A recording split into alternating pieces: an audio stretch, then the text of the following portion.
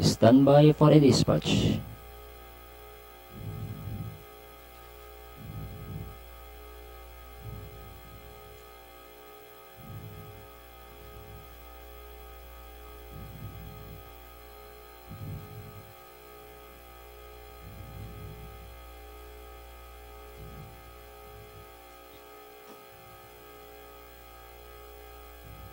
Stand by.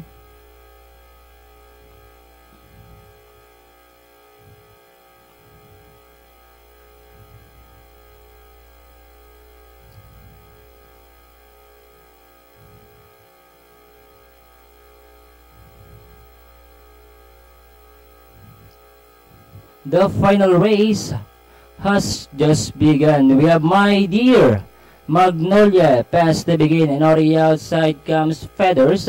Running by the rail now to take second is runner number 3, that is Spot Charming, then followed by Captain Solia. Inside the 900-meter fall with My Dear Magnolia by about 3/4 of a length. Running by the rail comes Spot Charming, getting closer in third Captain Solia. Humidor comes next, then followed by Feathers. Inside the last 600, My Dear Magnolia, Captain Solia giving a challenge for the outside. Getting closer now in third is Humidor. Shuffle back to fourth comes Spot Charming.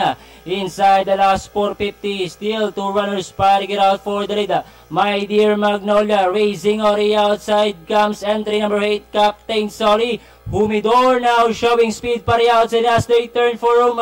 Captain Solia, My Dear Magnolia.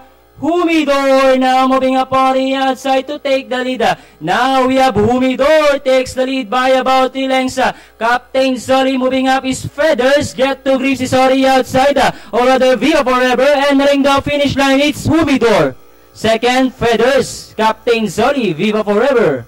My Dear Magnolia, Flashy, Spot Charming, Get to Grips, Solar Boost, and Super G.